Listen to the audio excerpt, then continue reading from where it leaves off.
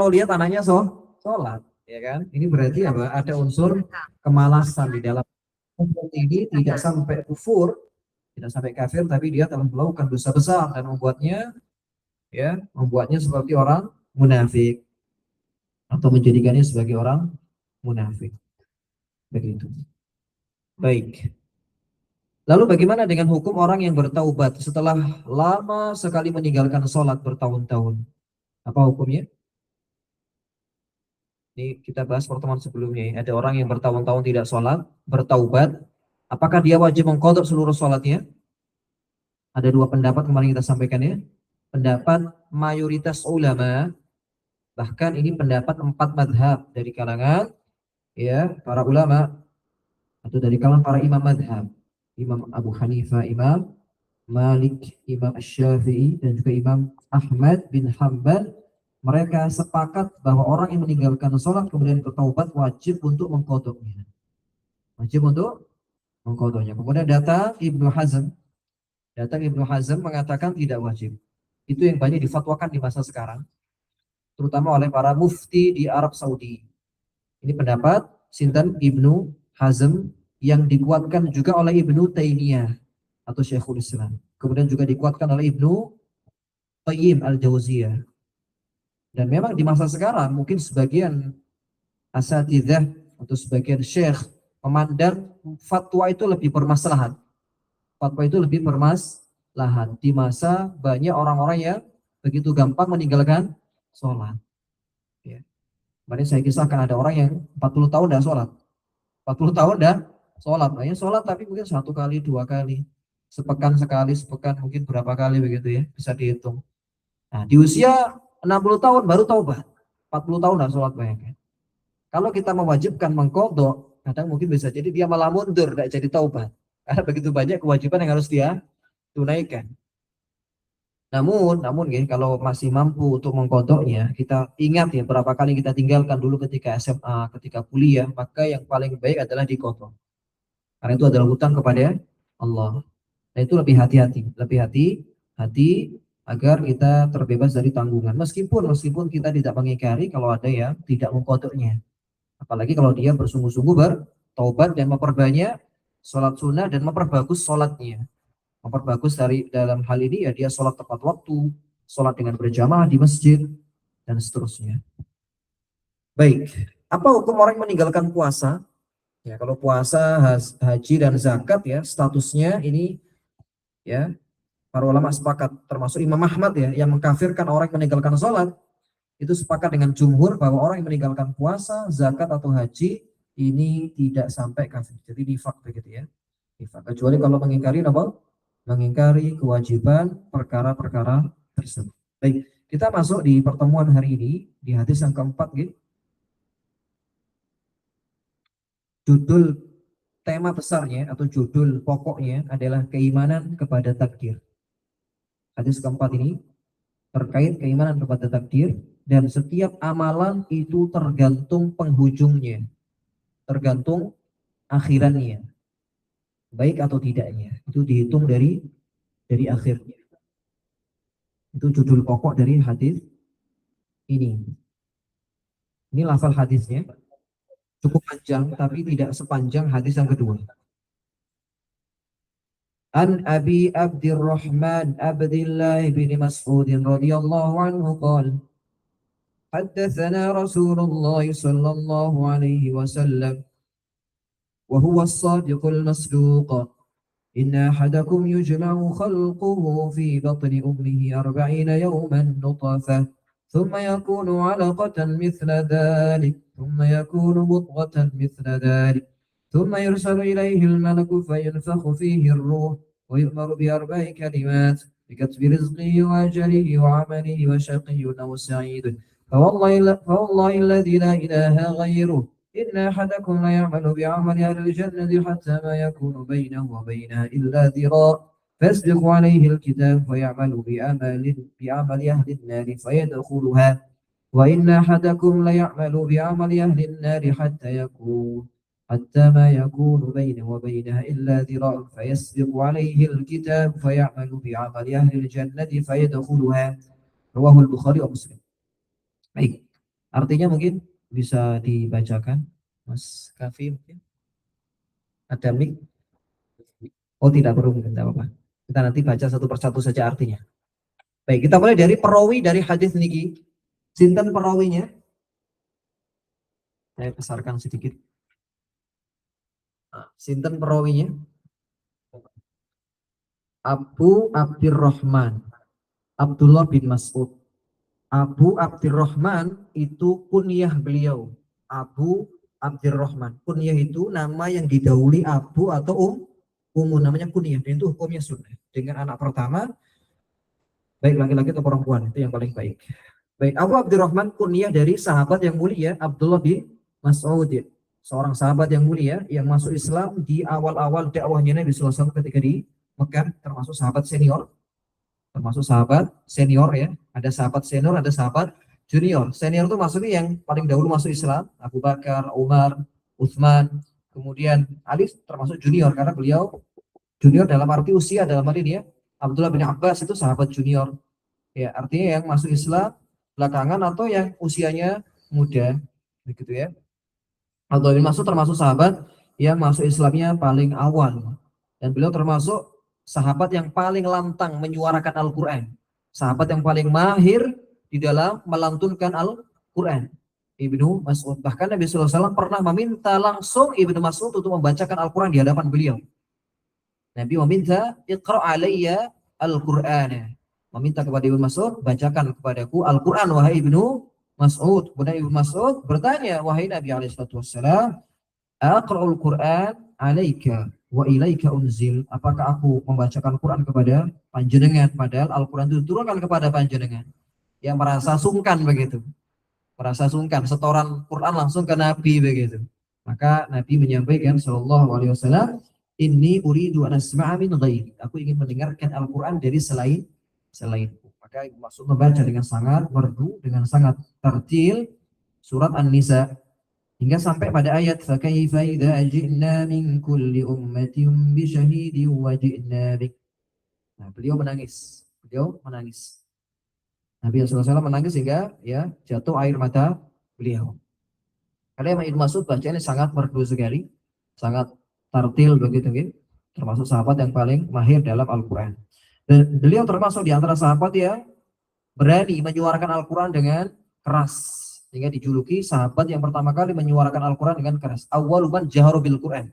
Orang pertama yang berani melantunkan Al-Quran dengan keras di hadapan para kufar Quraisy. Beliau pernah suatu saat membacakan surat Ar-Rahman ya, di hadapan orang-orang Quraisy sampai dipukuli sampai hampir pingsan begitu. Ya, sampai semaput begitu. Saking beraninya beliau. Kemudian ketika hijrah, ya beliau ikut hijrah. Kemudian beliau ini ketika Nabi meninggal, beliau pindah ke Kufah, sebuah daerah di Irak kalau sekarang gitu, dan banyak mengajarkan ilmu fikih di sana, ilmu fikih dan ilmu Al-Quran. Sehingga beliau menjadi rujukan utama masyarakat Kufah dalam bidang fikih. Ya, masyarakat Kufah dalam bidang fikih. Jadi sepeninggal Nabi ini para sahabat banyak yang berpencar ke seluruh penjuru negeri, di antaranya Ibnu Mas'ud. Beliau pindah ke Kufah atau Irak di zaman sekarang. Beliau punya banyak murid, yang murid-murid tersebut juga ya memiliki murid juga dan sampai kepada Abu Hanifah. Imam Abu Hanifah ini sanad fikihnya tersambung kepada Ibnu Mas'ud karena Abu Hanifah berasal dari Kufah atau dari Irak ya. Termasuk Imam Syafi'i, silsilah keilmuannya juga bersambung kepada Ibnu Mas'ud. Karena Imam Syafi'i pernah belajar kepada muridnya Abu Hanifah. Abu Hanifah punya murid namanya Muhammad bin Hasan. Kemudian Imam Syafi'i ketika pergi ke Irak, ke Kufah, ini pernah berguru kepada Muhammad bin Hasan. Sehingga sanad keilmuan sanad keilmuan Imam Syafi'i itu bersambung kepada Imam Abu Hanifah. Imam Abu Hanifah sanadnya bersambung kepada Ibnu Mas'ud, ya, pada murid-muridnya Ibnu Mas'ud. Jadi Abdullah bin Mas'ud radhiyallahu anhu termasuk sahabat yang faqih dalam bidang fikih ya. Kemudian juga sahabat yang qari, pandai membaca Al-Qur'an, begitu. Nah, beliau meriwayatkan hadis ini, hadis yang cukup panjang. Nanti kita akan coba kaji satu persatu. Beliau mengawali hadis ini dengan lafal haddatsana. Baik, saya akan coba Setelahnya, haddatsana Rasulullah sallallahu alaihi wasallam wa huwa shadiqul masduq. Haddatsana Rasulullah sallallahu alaihi wasallam menyampaikan kepada kami, langsung menyampaikan kepada Ibnu Mas'ud dan para sahabat yang mendengar hadis ini. Kemudian beliau menambahkan dengan kalimat wa huwa shadiqul masduq. Dan yang menyampaikan ini sinten? Rasulullah SAW adalah manusia yang ucapannya selalu benar dan juga otomatis dibenarkan juga. Beliau mengabarkan sebuah kebenaran dan apa yang beliau bawakan itu juga wajib untuk dibenarkan atau wajib untuk diimani, dibenarkan, tidak boleh ditolak. Ya.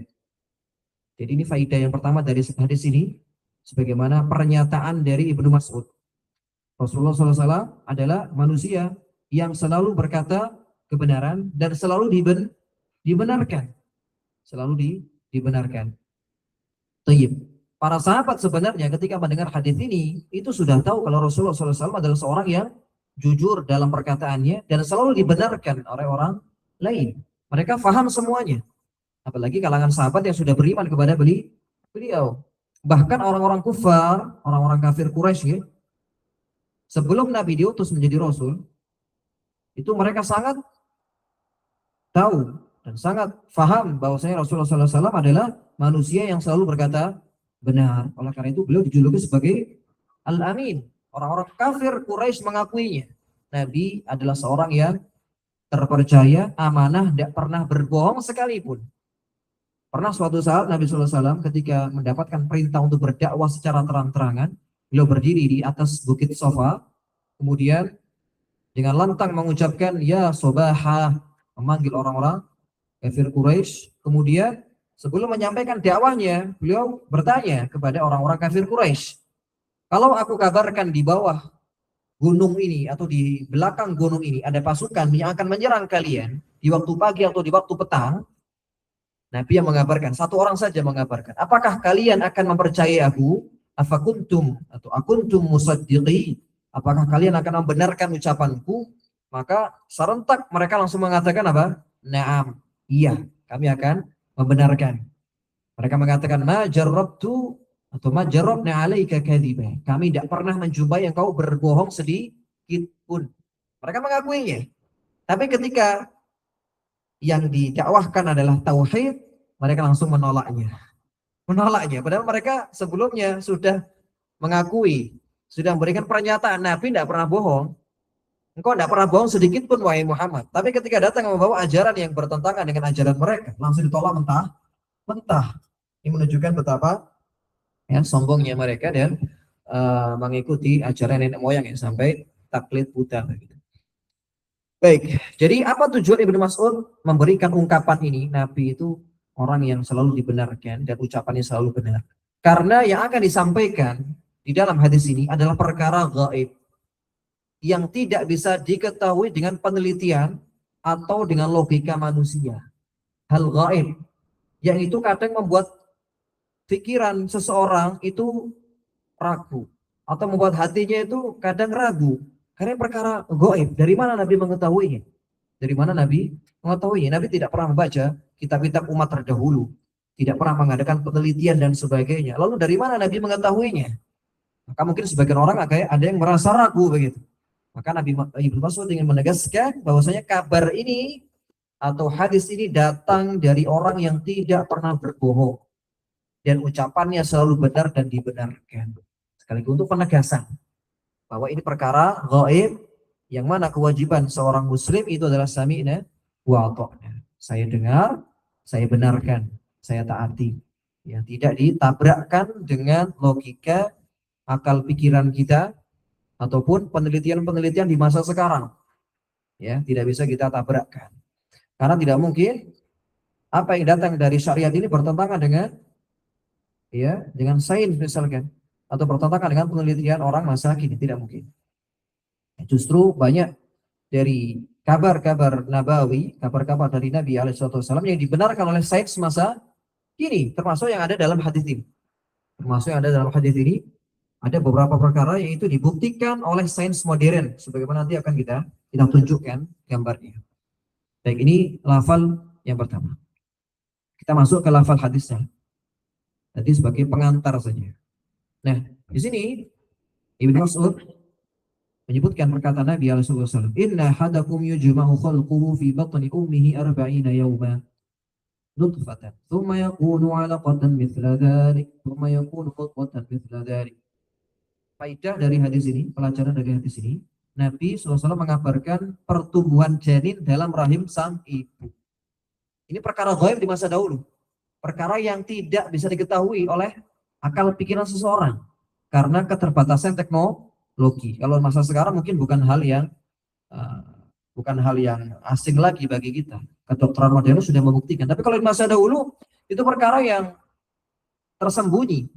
Jadi katakan gaib juga, tapi tersembunyi begitu ya. Tidak ada yang tahu. Dari mana seseorang tahu pertumbuhan bayi dalam janin ibunya, sedangkan tidak ada yang pernah membedah perut sang ibu di masa dahulu. Tidak ada yang pernah mengadakan penelitian. Kedokteran zaman itu belum sampai ilmunya untuk mengetahui hal ini. Sehingga ini sesuatu yang sangat menakjubkan begitu di masa dahulu. Jadi terkait pertumbuhan, perkembangan janin. Janin ini istilah untuk bayi yang ada dalam perut sang ibu. Istilahnya janin. Disebut janin karena dia tersembunyi. Disebut janin karena dia tersembunyi dalam rahim sang ibu. Jadi kalau ada unsur jim sama nun, itu maknanya sesuatu yang tersembunyi. Kita lihat, jin. Mengapa disebut jin? Karena dia tersembunyi dari pandangan kita. Jannah, surga. Kenapa disebut jannah? Karena dia tersembunyi. Ya, dia itu tertutupi oleh ranting-ranting yang sangat rindang, sehingga sangat tersembunyi begitu. Tersembunyi artinya sangat rindang, pohon-pohon yang menutupi surga. Kemudian disebut junnah. Junnah itu tameng, ya, untuk melindungi seseorang, untuk bersembunyi dari ya panah dan sebagainya.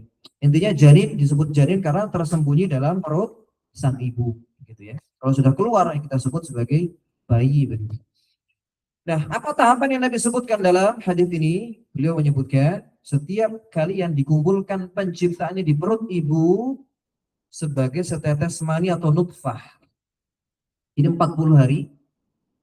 40 hari atau 40 hari kita berada dalam perut ibu, awalnya berupa nutfah. Nutfah itu apa? Nutfah itu sperma yang bertemu dengan sel telur kalau di kedokteran modern. Ketika sperma bertemu dengan sel telur, maka dia akan menempel di rahim, di dinding rahim. Begitu ya, ilmu kedokterannya ya. Menempel di dinding rahim selama 40 hari. Jadi nutfah tadi adalah gabungan antara sel sperma yang berhasil masuk ke sel telur seorang wanita. Yang dikenal dengan apa? Pembuahan.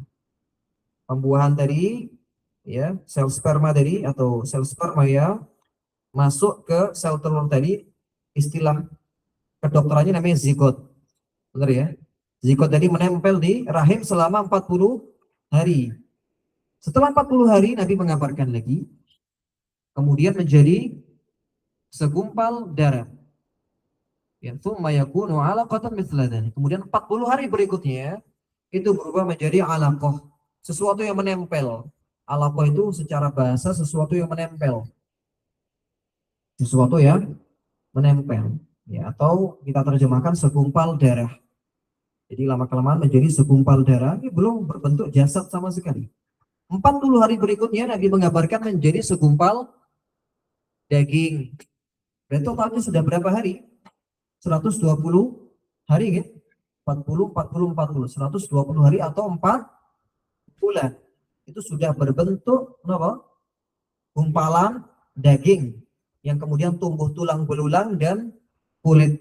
Nah, di sini Nabi tidak menyebutkan terkait ya adanya tulang belulang ataupun pertumbuhan kulit dan sebagainya, tidak disebutkan. Nabi hanya mencukupkan sampai apa? Mudghah. Mudghah itu apa? Segumpal daging. Sebenarnya jangan perhatikan di sana. Masih belum berbentuk apa? Manusia, begitu ya. Bahkan mirip dengan, kalau jangan perhatikan, dia mirip dengan apa? Iya, mirip dengan seperti apa? Binatang begitu ya. Belum berbentuk apa? Manusia. Nah, Kalau kita ingin melihat secara lengkap penciptaan manusia, itu yang paling lengkap ya, itu ada di surat Al-Mu'minun, ayat ke-12 sampai ayat ke-14. Al-Mu'minun 12 sampai 14. Itu sangat lengkap sekali menggambarkan pertumbuhan janin dari awal pembuahan sampai terbentuk manusia yang sempurna. Ini berarti kabar yang melengkapi apa yang disampaikan Nabi tadi. Disampaikan Nabi SAW hanya sampai segumpal daging, setelahnya tidak disebutkan. Tapi di Al-Quran, di surat Al-Mu'minun 12 sampai 15 sangat lengkap sekali. Kita akan coba kaji satu persatu untuk menunjukkan betapa ya ajaibnya Al-Quran, betapa ajaibnya Al-Quran, betapa menakjubkannya Al-Quran. Dan lebih menakjubkan lagi adalah bagaimana Allah menciptakan semua ini, menunjukkan beliau adalah sebaik-baik pencipta. Pencipta yang paling baik, pencipta yang paling agung. Allah Ta'ala menyampaikan, وَلَقَدْ خَلَقْنَا الْإِنسَانَ مِنْ سُلَالَةٍ مِنْ طِينٍ. Pembukaannya, kami menciptakan manusia dari saripati yang berasal dari tanah. Sel sperma yang berasal dari sang ayah, itu hakikatnya berasal dari makanan yang dimakan orang tuanya. Yang mana makanan yang kita makan ya rata-rata berasal dari tanah, benar kan? Nasi, sayur, hampir semuanya berasal dari tanah. Ada nggak yang tidak berasal dari tanah? Ayam dari mana? Ayam kan makan tanah juga. Maksudnya makan sesuatu yang itu dari tanah. Ya kan? Dagingnya terbentuk dari tanah juga. Artinya secara global ya, apa yang kita makan itu rata-rata dari tanah. Sehingga Allah mengibaratkan saripati ataupun sperma tadi itu ya hakikatnya berasal dari makanan yang itu dari tanah.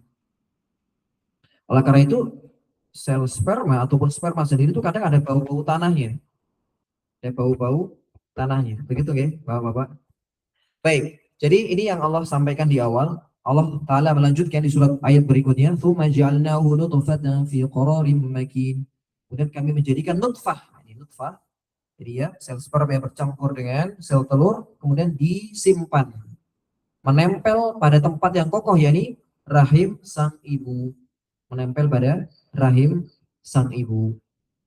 ثم خلقنا النطفة علقة فخلقنا العلقة مضغة فخلقنا المضغة عظاما فكسونا العظام لحما ثم أنشأناه خلقا آخر فتبارك الله أحسن الخالقين.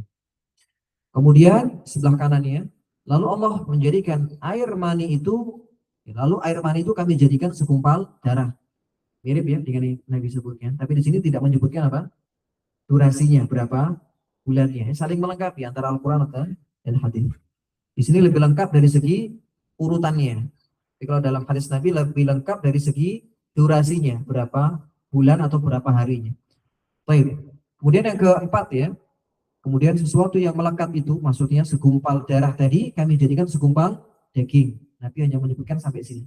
Tahapan setelahnya, segumpal daging tadi, ini berarti setelah usia 4 bulan, berarti ya, setelah usia 4 bulan, Allah menjadikan segumpal daging tadi tulang belulang. Artinya apa? Sudah mulai tumbuh tulang belulang. Di usia 4 bulan itu belum ada tulang belulang, sehingga masih berbentuk lunak. Gitu. Kalaupun ada tulang, mungkin tulang yang sangat sangat lembek sekali, belum seperti tulang yang keras begitu. Kemudian nanti setelah usia 4 bulan mulai tumbuh tulang belulang. Setelah itu mulai ada ya daging atau kami bungkus dengan daging. Kemudian tulang belulang itu kami bungkus dengan daging. Kemudian setelah itu kami menjadikan makhluk yang lain.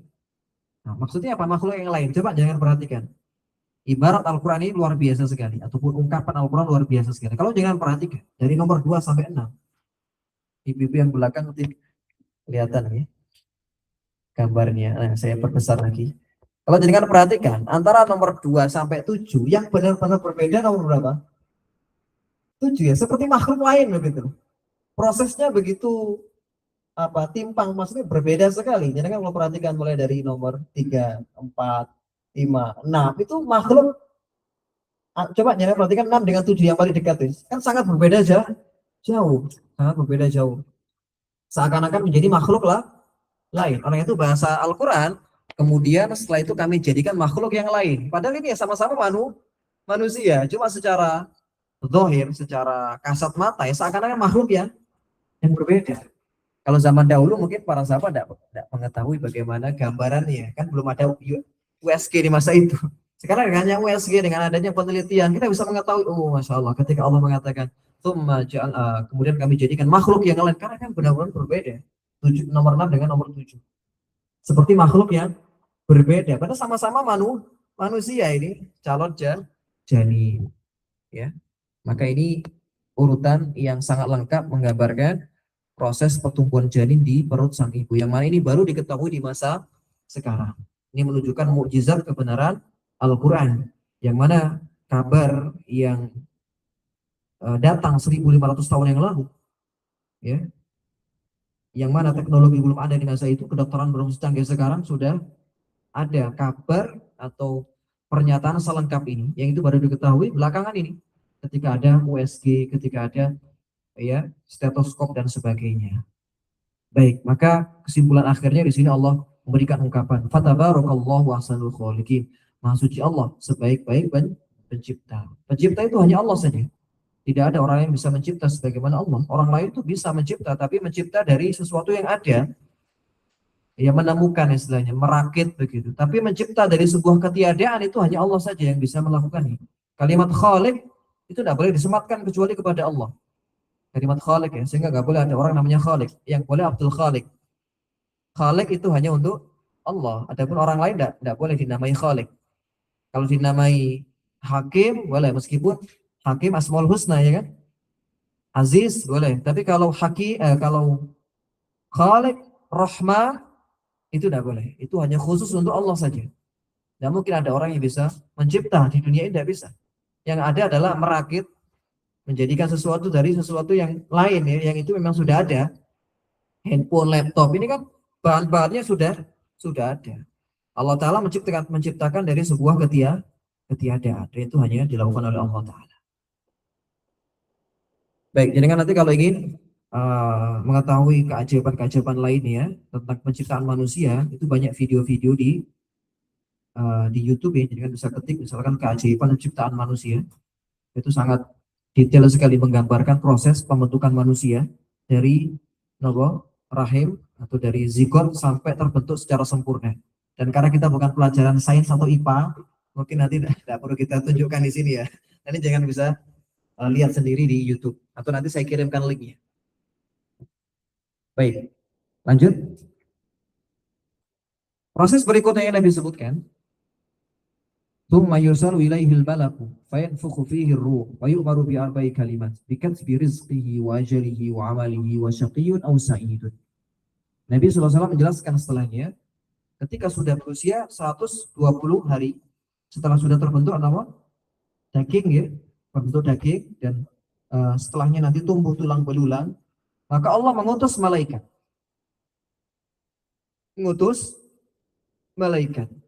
Jadi ini menunjukkan bahwasanya ada malaikat yang itu khusus ya, diutus untuk melakukan hal ini. Apa itu? Diutus untuk meniupkan ruh. Bagaimana proses peniupannya itu kita tidak tahu. Allah memerintahkan malaikat untuk meniupkan ruh atau ditiupkan ruh kepada bayi tadi sehingga menjadi makhluk yang bernyawa. Sudah ada sumber kehidupan dengan ditiupkan ruh. Kemudian diperintahkan untuk dicatatkan 4 perkara. Dituliskan 4 perkara. Rezekinya, ajalnya, amalnya, dan nasibnya. 4 hal. Ya, rezeki, ajal itu usianya, amalannya, seperti apa nanti orang ini hidupnya, dan akhir kehidupannya nanti sengsara atau celaka. Ya, itu sudah sengsara atau bahagia, itu sudah ditetapkan. Nah, dari hadis ini ada 2 faedah besar. Yang pertama terkait ruh.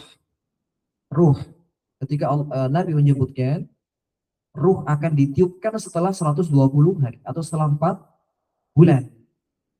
Dan bagaimana proses peniupannya maka Allah a'lam, hanya Allah yang mengetahuinya. Dan ruh, Bapak Ibu sekalian, ruh itu adalah hakikat dari diri kita. Diri kita terdiri dari ruh dan jasad. Dan ruh adalah sesuatu yang abadi. Artinya tidak akan binasa. Karena nanti calonnya ruh ini akan kembali ke surga atau neraka. Sebagaimana surga neraka itu kekal, maka ruh juga akan kekal. Allah yang membuatnya kekal. Bukan berarti menyamai Allah kekal, tidak. Allah yang membuatnya kekal. Ruh Ya, ini adalah makhluk Allah yang menjadi sumber kehidupan bagi jasad. Setiap kita itu adalah ruh yang melekat pada jasad. Ruh kalau dilihat dari urutannya melekatnya dengan jasad ya. Ruh ketika melekat dengan jasad itu terbagi menjadi 4 periode. Terbagi menjadi 4 periode. Itu harusnya 4 bukan 3. Jadi ruh ini, ruh itu seperti apa bentuknya? Walau alam. Nabi pernah ditanya oleh orang-orang Yahudi tentang ruh di surat Al-Isra. Yas'alunaka 'anir ruh. Orang-orang Yahudi bertanya tentang roh. Maka Allah memerintahkan Nabi, ya, kulir ruhu min amri rabbi. Roh itu adalah perkara perkara Allah. Artinya apa? Hanya Allah yang mengetahuinya. Seperti apa bentuknya. Ya, jangan kira roh itu seperti pada film-film itu, yang putih-putih langsung naik gitu. Sudah itu ya. Itu hanya ilustrasi saja. Tidak mungkin orang bisa tahu tentang roh. Nabi saja, orang yang paling dekat dengan Allah, yang turun wahyu kepada beliau, ditanya roh tidak tahu seperti apa bentuknya. Meskipun ada kabar-kabar yang itu dari wahyu ya tentang ruh ya, di antaranya pada hadis ini. Tapi hakikat dari ruh itu kita tidak tahu bagaimana bentuknya. Itu tidak tahu. Para ulama menyebutkan bahwasanya ruh ini mengalami 4 fase kehidupan yang terkait dengan jasadnya. Atau keterikatan ruh dengan jasad terbagi menjadi 4. Yang pertama, ketika di perut sang ibu di usia 120 hari. Ruh itu melekat dengan jasad pertama kali ketika usia janin tadi berapa? 220. Mulai ada kehidupan. Tapi kehidupan ruh dan jasad di perut sang ibu itu kehidupan yang sangat lemah. Lemah itu maksudnya kita tidak ingat apa-apa ketika di perut sang ibu, benar ya? Ada yang masih ingat nggak di perut sang ibu dulu ibu kita makan apa? Tidak ada yang tahu. Ya, sedikit pun ada. Artinya lemah sekali gitu, lemah. Tapi sudah berkumpul antara ruh dengan jasad. Nah, sebelum di perut ibu, ruh itu masih menyendiri, belum ada. Itu belum terikat dengan jasad. Sebelumnya ruh telah diciptakan. Sebelum ditiupkan ke perut sang ibu, ruh sudah diciptakan. Cuma belum berkumpul dengan jasad. Ya, makhluk yang lain. Kemudian ketika ditiupkan ke janin begitu ya, menjadi makhluk hidup yang berkumpul dengan jasad. Jasadnya akan senantiasa melekat. Sampai apa? Sampai lahir ke dunia. Nah, ketika lahir ke dunia, keterikatan ruh dengan jasad semakin kuat. Seperti kita sekarang. Hakikat dari kehidupan kita ini jasad dan ruh. Nanti ketika sudah beralih ke alam berikutnya, maka jasad kita berpisah dengan ruh. Kehidupan alam kubur itu kehidupan ruh. Meskipun ada keterikatan sedikit dengan jasad. Tapi kehidupan utamanya adalah kehidupan ruh. Oleh karenanya, ketika ada orang meninggal, kita tunggui dia sampai beberapa hari, kok nggak terjadi apa-apa. Kenapa? Karena keterikatan di alam kubur itu bukan keterikatan seperti di dunia, jasad dengan ruh terikat dengan sempurna. Tapi kalau di alam kubur, kehidupannya lebih kepada kehidupan roh. Bisa jadi kita lihat ada orang ya berbuat maksiat, meninggalkan sholat, tapi jasadnya tidak kenapa-napa tuh. Ya, padahal bisa jadi rohnya sedang disiksa di alam kubur. Ya, ini menunjukkan bahwasanya kehidupan di alam kubur ini kehidupan yang lebih dominan rohnya. Lebih dominan apa? Rohnya. Kalau di dunia seperti kita sekarang lebih dominan jasadnya. Kalau di alam kubur lebih dominan apa? Rohnya. Meskipun ada keterikatan dengan jasad. Di dalam hadis disebutkan juga ketika malaikat datang, manusia dikembalikan rohnya ke jasadnya. Ketika ditanya itu roh dan jasad ditanya sebagian hadis. Tapi lebih dominan kehidupan roh. Oleh karena Firaun jasadnya masih utuh. Firaun ya, jasadnya masih utuh, tapi tiap hari diazab. Tiap hari diazab Firaun dan bala tentaranya. Tapi Firaun jasadnya masih utuh. Jadi kan kalau ke Mesir di piramida sana kan ada jasadnya Firaun dan Allah memang menjamin akan diabadikan. Di dalam Al-Quran pun disebutkan bahwasanya Firaun akan diselamatkan dan dijadikan pelajaran orang-orang setelahnya.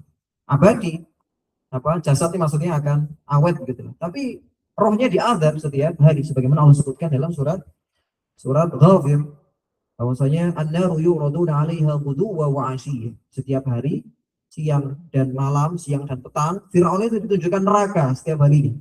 Disiksa dan neraka, ditunjukkan tempatnya di neraka nanti. Baik, intinya kehidupan alam kubur, kehidupan apa yang lebih dominan? Rohnya. Nah, kemudian nanti datang kehidupan terakhir, kehidupan akhirat. Itu kehidupan yang paling sempurna. Bertemunya roh dengan jasad. Seseorang akan dikembalikan lagi ke jasadnya, tapi dengan jasad yang berbeda. Dengan jasad yang berbeda. Seseorang akan dibangkitkan sebagaimana dia hidup, ganteng atau tidaknya. Bisa jadi orang dulu, orang yang paling buruk di dunia, rupanya rupa manusia, tapi mungkin menurut kebanyakan manusia buruk rupanya. Tapi dia orang yang saleh, orang yang bertakwa. Maka nanti akan dibangkitkan dengan rupa yang indah, dengan rupa yang indah. Intinya apa? Kehidupan yang di akhirat adalah kehidupan yang paling sempurna antara keterikatan ruh dengan jasad. Jadi ngatain nggih, ruh itu sumber kehidupan utama yang mana terikat dengan jasad di 4 fase kehidupan. Yang Nabi sebutkan adalah di fase yang pertama, di perut sang ibu. Dan ketika ditanya apakah roh itu abadi, ya roh itu abadi karena roh ini nantinya akan masuk surga bersama jasad yang Allah ciptakan. Karena surga itu abadi, neraka itu abadi, ya maka roh juga abadi. Ini pendapat yang paling kuat. Ini pendapat yang paling kuat, meskipun ada silang pendapat di kalangan para ulama, tapi yang paling kuat adalah roh itu abadi, sebagaimana surga dan neraka itu abadi. Ada sebagian profesor, kami pernah baca bukunya, profesor dari Surabaya, ya, insinyur. Dia mengatakan surga dan neraka tidak kekal. Sangat jelas judul bukunya. Ada yang pernah baca? Ya, Gus Mustafa. Orang Malang, ya. Beliau orang Malang, tapi aktif di Surabaya. Beliau punya judul buku tersebut. Ini judul buku yang menyimpang ya dari segi keyakinannya. Ini keyakinan orang-orang menyimpang di masa para salaf dahulu. Ya, pendapat yang benar adalah surga dan neraka itu kekal. Karena banyak sekali ayat-ayat yang menyebutkan kekekalan surga dan neraka. Khalidina fiha abada radhiyallahu anhum wa radu'an, misalkan. Mereka akan kekal selama-lamanya di sana. Ya, Allah menyebutkan sendiri itu kekal. Bukan berarti kalau kekal berarti menyamai Allah. Tidak ada yang kekal kecuali Allah. Itu dalilnya. Padahal Allah yang menjadikan itu kekal. Allah yang berkehendak untuk kekal. Begitu. Baik, kemudian di sini disebutkan roh ditiupkan dan menyatu dengan jasad janin pada usia 120 hari. Setelah 120 hari. Dan itu juga dibuktikan oleh sains modern. Artinya sudah ada sumber kehidupan pada sang janin ketika usia 120 hari. Masya Allah. Baik, lanjutan dari hadis ini.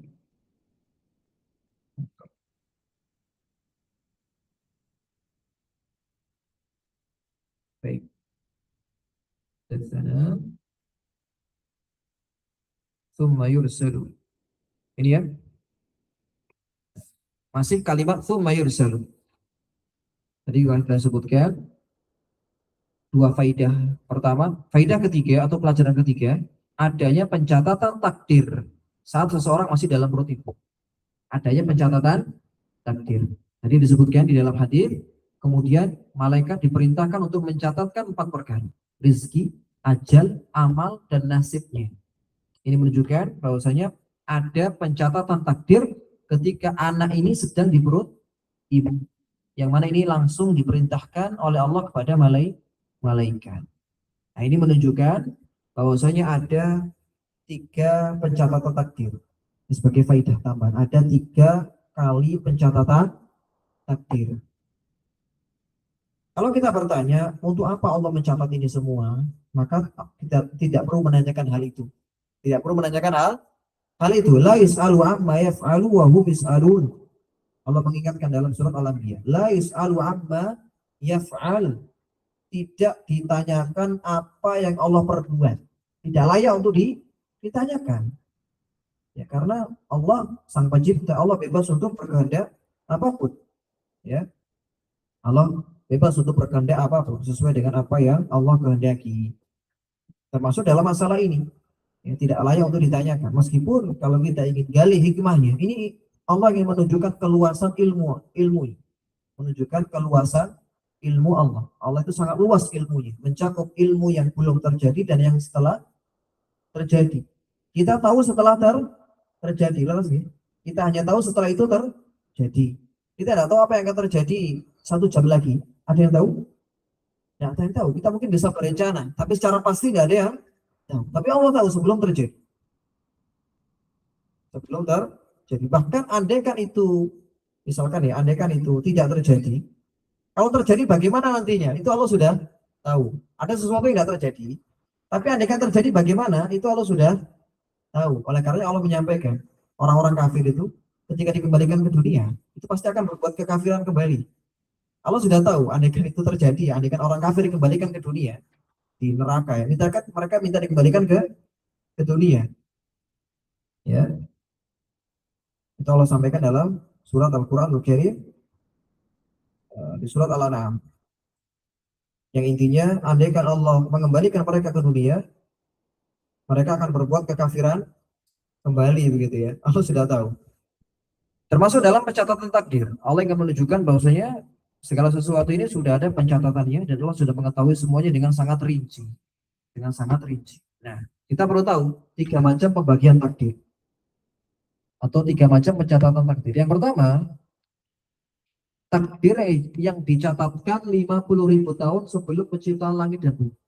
Takdir yang dicatatkan 50.000 tahun sebelum penciptaan langit dan bumi. Ini sebagian dalam hadis sahih. Makhluk yang pertama kali diciptakan adalah al-qalam. Makhluk yang pertama kali diciptakan adalah al-qalam atau pena.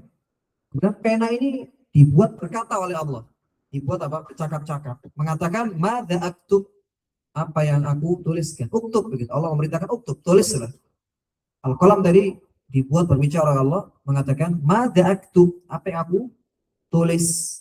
Kemudian Allah berfirman, memberikan tinta, tulis semua yang akan terjadi di langit dan di bumi, ya, 50.000 tahun sebelum terjadi.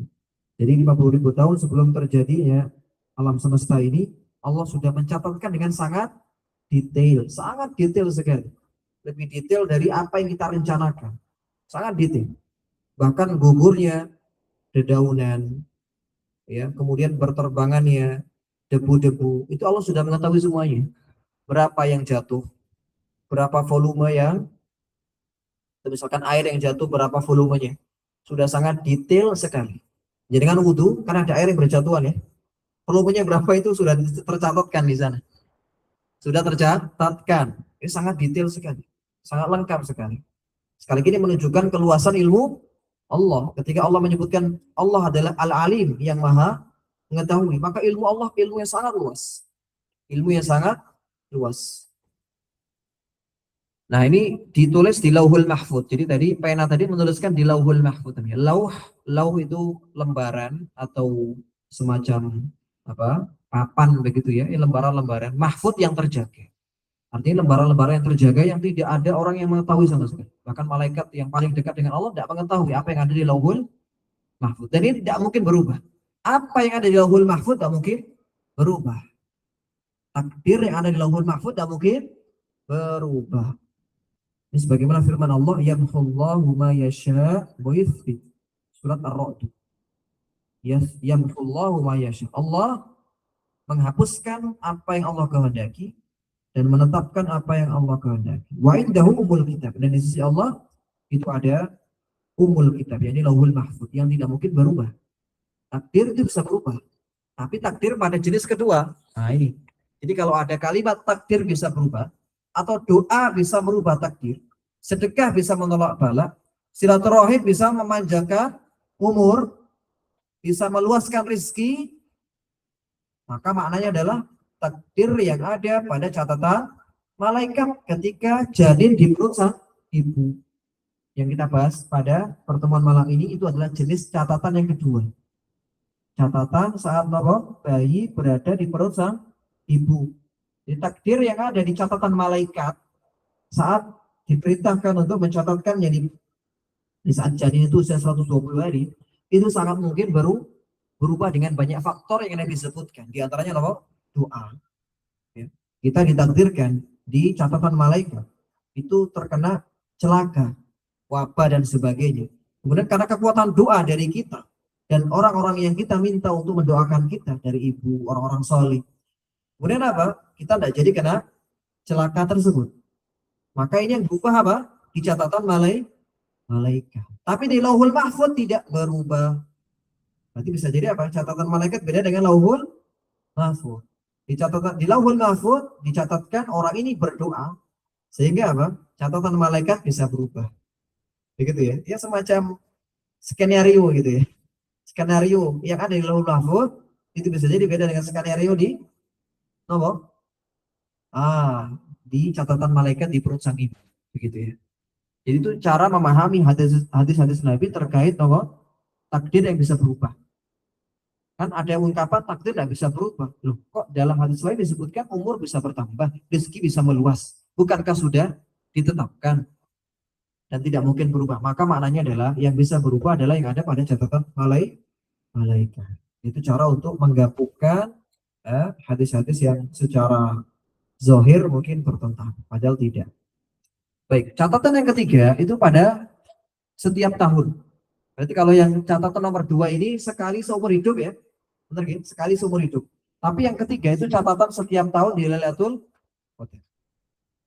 Sering kita mendengar di kultum ataupun di ceramah-ceramah Ramadan. Kenapa disebut Lailatul Qadar? Karena di malam itu ditentukan takdir. Qadar itu kan takdir ya. Qadar itu kan takdir. Di malam Lailatul Qadar itu ditentukan takdir selama setahun ke depan. Selama setahun ke depan ditetapkan ulang. Artinya dirinci ulang lah. Kalau di catatan malaikat tadi kan sekali seumur hidup. Nah, nanti di setiap tahunnya itu akan ada catatan ulang begitu. Yang itu bisa jadi sama dengan yang catatan malaikat di perut sang ibu. Setiap tahunnya ada apa? Pencatatan ulang atau penetapan ulang begitu. Ini semuanya adalah perbuatan Allah Ta'ala yang itu jelas dalilnya dari Al-Quran atau hadis, yang mana kita hanya wajib untuk mengimani. Karena kita tidak tahu apa yang Allah takdirkan kepada kita. Ya, Nabi berpesan ihris ala mayan fauka. Nabi berpesan, nanti ada di hadis yang keberapa nanti ya, yang bunyinya berusahalah untuk menggapai apa yang bermanfaat bagi kalian. Karena kita tidak tahu apa yang Allah takdirkan atas kita, dan kita tidak boleh berdalil dengan takdir. Oh, saya takdirnya seperti ini, Ustaz. Terus tidak perlu belajar mana, tidak perlu apa namanya kerja keras-keras takdirnya ini. Ya, dari mana kita tahu takdir kita kalau ya kita bermalas-malasan gitu. Nah, beda kalau kita sudah berusaha tidak dapat apa yang kita inginkan, nah itu baru boleh kita berdalil dengan takdir. Ya, sudah takdirnya seperti ini, sudah kerja keras, tapi gajinya hanya segitu, sudah ini Allah yang takdirkan ya, begitu. Boleh. Tapi kalau untuk bermalas-malasan tidak boleh orang itu berdalil dengan takdir. Tapi kalau setelah terjadi atau musibah menimpanya, nah boleh berdalil dengan takdir. Makanya Nabi menyampaikan kalau kita tertimpa musibah, ya, dianjurkan mengucapkan apa? Qadarullah. Kita ucapkan, kita tekankan pada hati kita, ini sudah takdir dari Allah. Begitu, ya. Baik, kalimat terakhir yang akan menutup pertemuan kita malam ini adalah ungkapan atau sebelumnya, ya, ini permasalahan penting terkait hukum fikih seputar janin, terutama pengurusan jenazah bayi. Ini penting, pengurusan jenazah bayi. Ketika bayi mati di dalam kandungan atau mati di luar kandungan, kita akan lihat coba perinciannya seperti apa. Pertama, apabila lahir, ya, lahir itu berarti keluar dari perut sang ibu dan terlihat tanda-tanda kehidupan. Ada tanda-tanda apa? Kehidupan, seperti menangis, bernafas, bergerak. Jadi apa? Bayi ini lahir, kemudian apa? Menangis, sempat bernafas, sempat gerak, tapi langsung mati. Misalkan karena terlalu banyak air ketuban. Ada ya seperti itu ya. Lahir ke dunia sudah lengkap nih, 8 bulan, 9 bulan lahir. Bergerak, menangis, bernafas juga. Tapi setelah itu mati. Maka yang seperti ini seperti orang dewasa hukumnya, wajib dimandikan, dikafani, disolati, dikuburkan. Dan dinamai, diberi nama, sunahnya diberi nama. Meskipun mati. Gitu. Sama ini. Iya. Iya, dimandikan, dikafani, disolati, dikuburkan, dan dinamai sunahnya. Apakah sunnah diakikahi? Ya, sebagian ulama mengatakan sunnah untuk diakikahi juga, meskipun belum 7 hari. Sunnah dinamai, sunnah diakikahi. Nanti dinamakan, agar apa? Agar bisa didoakan, tetap didoakan, disolati dan disebutkan namanya. Baik, ini berdasarkan sabda Nabi yang mulia Shallallahu Alaihi Wasallam dari hadis Jabir ya, dari sahabat Jabir bin Abdullah, idza istahalla as-siqatu sulli alaihi wa wurritha. Saat bayi lahir dan sempat berteriak, ya, artinya ada tanda-tanda kehidupan, berteriak, bergerak dan sebagainya. Meskipun nggak teriak, pokoknya gerak, ada tanda-tanda kehidupan. kehidupan. Nah, mesti teriak. Bisa jadi apa? Bayi itu lahir gerak-gerak tapi tidak teriak sama sekali. Kenapa? Terkena atau kebanyakan air ketuban, ya kan? Tapi masih gerak. Itu sama saja hukumnya. Wajib disolati dan tadi ya dikafani, dimandikan dan dikuburkan. Dan berhak mendapatkan warisan. Berhak dapat apa? Warisan. Maksudnya bagaimana? Dapat bagian warisannya. Mas, ngerti nggak maksudnya? Dapat warisan bayinya kan hidup, hidup tapi mati lagi. Ya berarti nanti harta dari bayi diwariskan lagi. Paham nggak maksudnya? Syarat dari mendapatkan warisan adalah bayi itu hidup. Nah, bayi tadi hidup, tapi mati lagi. Berarti apa? Bayi tadi mendapat warisan dan harta yang dia dapatkan diwariskan lagi setelahnya. Anak berarti dia ke siapa warisannya? Ya, ke ayahnya dan seterusnya. Paham ya maksudnya ya? Saya nggak ingin bahas hukum waris makin panjang ya. Intinya dapat warisan gitu lah ya. Iya. Baik. Nah sekarang lahir dalam keadaan tidak ada tanda-tanda kehidupan. Tidak nangis, nggak gerak, tidak nafas. Nah, maka dirinci. Para ulama perinci seperti ini. Apabila sudah 4 bulan, berarti apa? Sudah ditiupkan ruh. Sudah berusia 4 bulan, yakni di masa organ-organnya sudah nampak. Nah, maka wajib dimandikan, dikafani, langsung dikuburkan, nggak boleh disolat. Nah maksudnya gini. Jadi kalau sudah 4 bulan ke atas, 5 bulan kekuburan, 6 bulan kekuburan. Kan rata-rata memang belum ada kehidupan. Maksudnya apa? Ketika lahir bisa jadi ya, tidak nafas, tidak gerak, ya, begitu. Tapi sudah ada organ-organnya. Artinya apa? Sudah ada ruhnya begitu ya.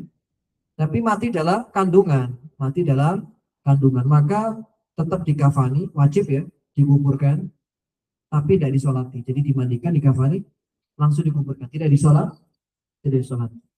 Kalau ada anak atau janin usia 5 bulan, 6 bulan, 7 bulan keguguran dan mati dalam perut sang ibu, maka tidak disolati.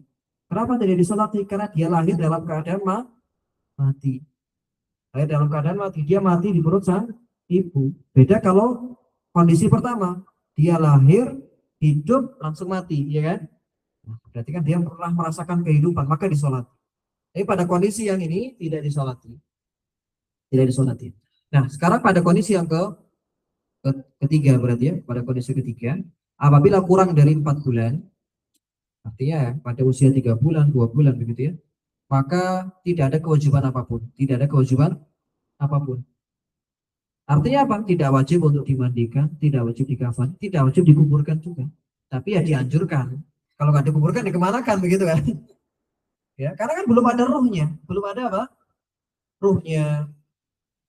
Oleh karena sebagian ulama sekali lagi membolehkan menggugurkan kandungan di usia sebelum 4 bulan, karena belum ada peniupan ruh. Sebagian ulama, tapi pendapat yang paling kuat adalah tidak boleh.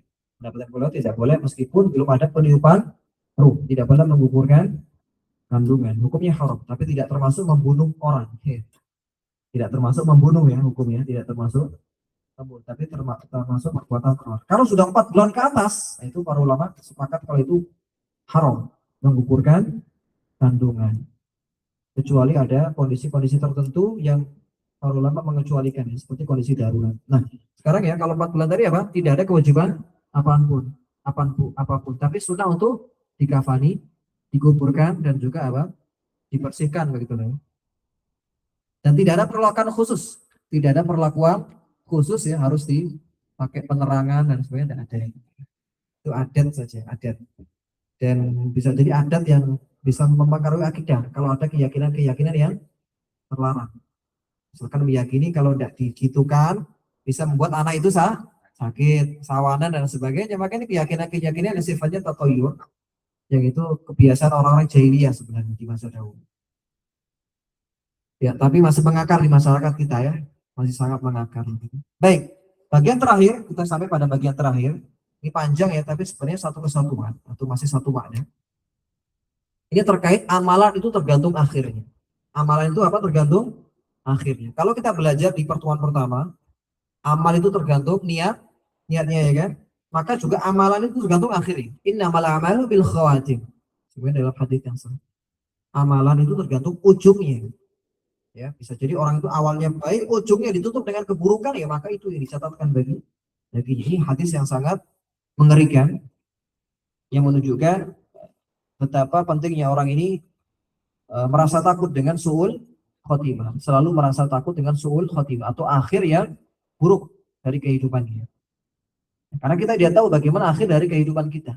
Kita hanya bisa berharap dan berdoa semoga diberikan husnul khotimah atau akhir yang buruk, happy ending lah istilahnya ya, happy ending atau akhir yang baik, akhir yang membahagiakan. Nabi menyebutkan di sini ada orang itu di antara kalian melakukan amalan ahli surga, sholat, zakat, puasa, baca Quran, hadir di kajian ilmu, amalan ahli surga lah intinya. Dia lakukan semuanya. Kemudian apa? Jarak antara dia dengan surga tinggal sehasta lagi. Sehasta itu seberapa?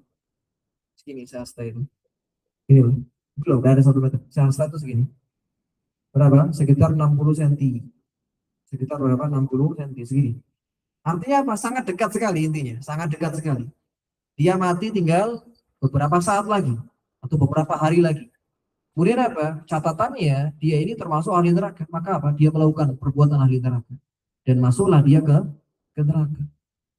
Ya, orang ini selama hidupnya berbuat baik, tapi ditutup dengan apa? Perbuatan yang membuatnya kafir misalnya, membuatnya kafir atau perbuatan dosa besar yang menghanguskan amalannya. Kemudian apa? Dia masuk neraka karenanya. Ya, tapi di sini tergantung ya, apakah dosanya ini dosa yang diampuni atau tidak. Kalau dosa yang tidak diampuni ya berarti dia kekal berbuat kesyirikan misalkan. Di ujung kehidupannya berbuat syirik, ya maka tidak diampuni. Tapi kalau berbuat dosa besar yang masih mungkin untuk diampuni, ya mungkin dia masuk neraka tapi akan dimasukkan surga kembali. Jadi ada 2 kemungkinan dalam hal ini. Sekarang kebalikannya, ada orang yang selama hidupnya melakukan amalan ahli neraka, ke bar, ke diskotik, tidak pernah kelihatan di masjid, tidak pernah sholat, durhaka pada orang tua.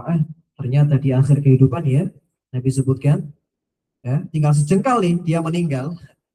Jaraknya dengan neraka tinggal sejengkal lagi, tinggal sehasta, bukan sejengkal, tinggal sehasta lagi. Ya, maka orang ini melakukan amalan ahli surga. Ya, bertaubat misalkan ya, bertaubat, memperbaiki kehidupannya, kemudian apa? Masuk surga setelahnya. Masuk surga. Masya Allah. Ini menunjukkan apa? Amal itu tergantung akhirnya. Ini amalan itu tergantung akhirnya. Allah menilai akhirnya. Kalau akhirnya baik, insya Allah akan dinilai baik selainnya.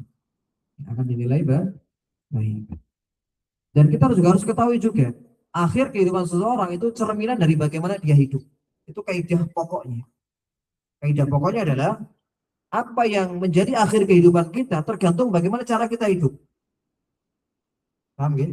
Jadi bagaimana cara kita hidup, bagaimana cara kita menjalankan syariat, dengan itulah kita akan wafat. Lalu bagaimana dengan hadis ini?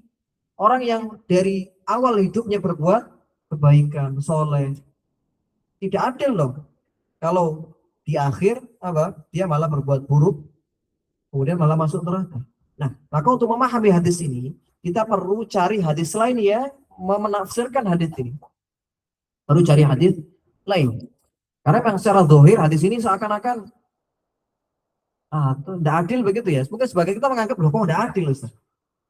Kalau kita terapkan ke diri kita loh, rugi dong saya ini. Hadir kajian, sholat, ujung-ujungnya nanti malah berbuat buruk.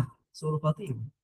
Maka di dalam hadis lain Nabi menyebutkan, ini dalam riwayat Bukhari juga, ini saya nukil dari kitab ini. Inna rajula la ya'malu amalan ahli jannati fima yabdu linnas wa huwa min ahli nar. Nah, ini hadis ini menafsirkan hadis yang saya sebutkan atau hadis yang kita jelaskan ini atau yang kita bahas ini.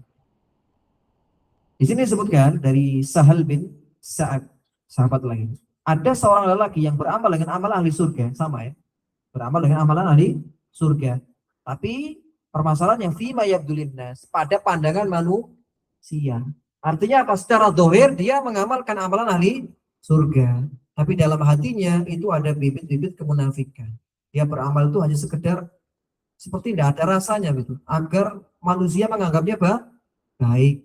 Agar pokoknya sungkan lah kalau tidak beramal kebaikan. Artinya apa? Dia beramal itu semata-mata karena ria. Sehingga apa? Di ujung kehidupannya Allah buat dia ya seperti apa yang ada dalam hatinya.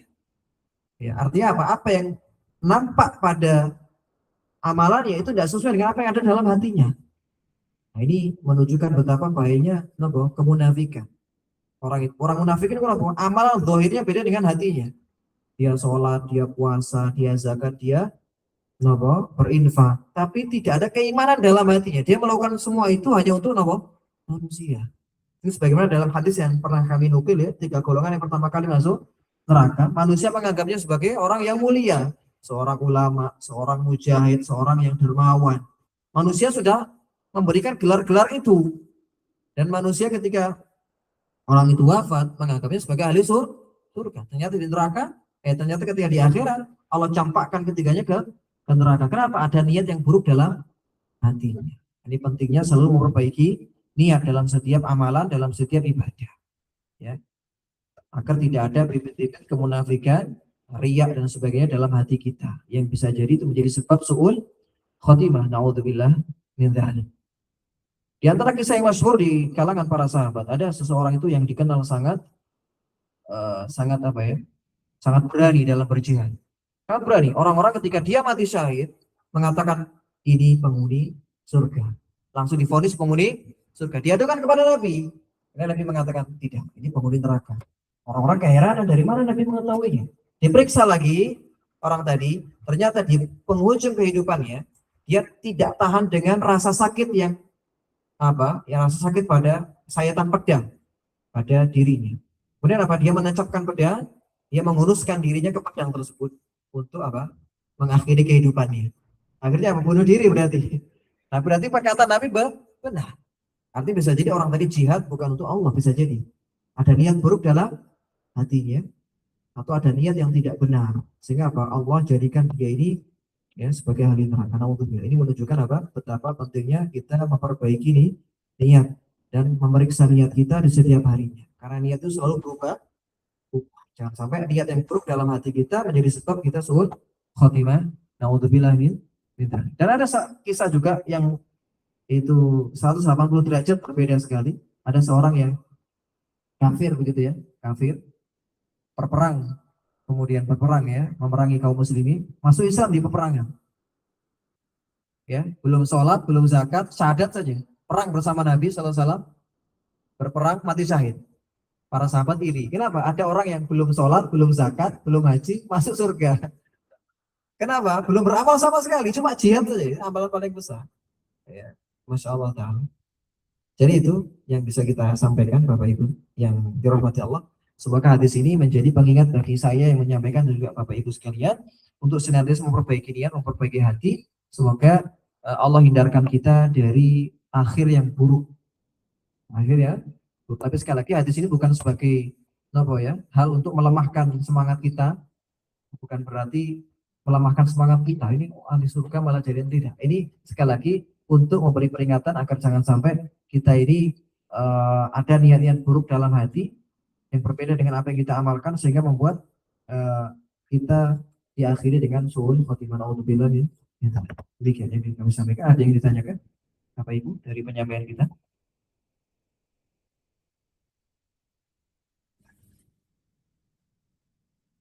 Monggo, ada? Oke, Pak Bas, monggo. Bismillah.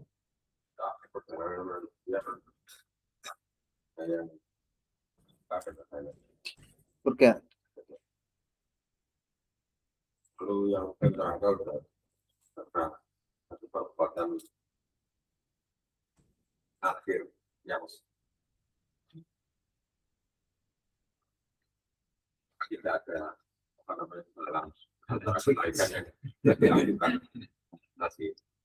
Iya, itu nanti perkaranya kembali kepada Allah. Mana yang lebih berat antara kebaikan dan dosanya? Urusannya kembali kepada Allah. Karena orang yang melakukan dosa besar, selama bukan kekafiran ya, itu urusannya kembali kepada Allah. Bisa jadi Allah ampuni, bisa jadi tidak. Ya, bisa jadi dosa besar tadi menjadi sebab dia masuk neraka dulu. Tapi sekali lagi ini perkaranya kembali kepada Allah. Tergantung kepada amalannya. Termasuk tergantung kepada syafaat orang lain. Bisa jadi orang ini harus masuk neraka, tapi dapat syafaat. Syafaat itu semacam dapat orang dalam begitu. Ada orang soleh memberi dia syafaat dari kalangan nabi-nabi. dari kalangan para nabi, dari Muhammad ya maksudnya, atau syafaat dari anaknya misalkan yang wafat ketika masih kecil itu bisa memberikan syafaat. Anak yang masih kecil wafat ya belum balik ya itu akan memberikan syafaat pada orang tuanya dengan syarat Allah meridhoinya. Allah meridhoi orang ini dapat syafaat. Jadi ada beberapa kemungkinan nanti, Pak Mas. Bisa jadi Allah memasukkan dia ke neraka karena dosanya terlalu besar. Bisa jadi Allah ampuni. Itu keyakinan Ahlussunnah demikian. Ahlussunnah wal Jamaah tidak mengkafirkan orang yang melakukan dosa besar. Hanya orang-orang Khawarij yang mengkafirkan pelaku dosa besar. Oleh karenanya, kenapa ada bom Bali dan sebagainya? Karena orang-orang ini terpapar paham Khawarij. Apa itu Khawarij? Orang yang mengkafirkan pelaku dosa besar. Kalau kafir bagaimana ya? Halal darahnya ya kan? Jadi ketika ada pengeboman di tempat-tempat maksiat, kenapa? Orang yang berbuat maksiat mereka anggap sebagai pelaku dosa besar, yang itu hukumnya kafir. Ya, halal darahnya kalau kafir kan? Iya, itu keyakinan yang menyimpang dari kalangan orang-orang Khawarij. Maka orang-orang Khawarij sampai berani mengkafirkan siapa? Para sahabat di zamannya. Ali bin Abi Thalib, misalkan ya, dianggap tidak berhukum dengan hukum Allah. Ini dia. Allah Ta'ala. Ibu-ibu, jelas nggih? Sudah jelas nampaknya nggih.